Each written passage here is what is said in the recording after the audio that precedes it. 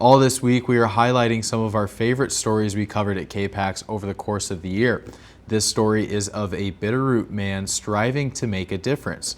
Christopher Moser sells firewood and kindling across northwestern Montana. 10% of his sales go to charities that have helped him, and now he wants to start hiring people with special needs. KPAX's Katie Miller has the story. Machines whirring, radio static, and wood splitting. The sounds of Christopher Moser's shop, where he cuts firewood for his business, Bubba's Bundles. Chris started the business in 2017 with his dad, Gary. One of the proudest moments of his life was when he was 12 and he took over the equipment, where I stepped back. He was diagnosed with autism when he was 3 years old. When Christopher was diagnosed, was really a kick in the gut for both my wife and I.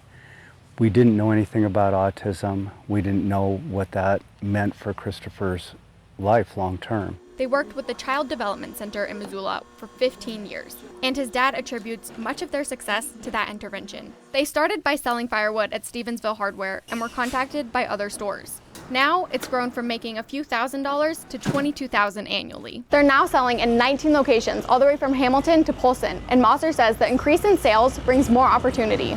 On Wednesday, the Mosers made their first hire, working with Valley Services and Vocational Rehabilitation. Super One manager Corey Burkhart says he's worked with Bubba for a few years. It's great to see Bubba come in and deliver the firewood. We move a lot of product with them, and he's always very friendly, and they're great to work with. Their main goal is to employ people with special needs and eventually make enough money for Chris to be financially independent.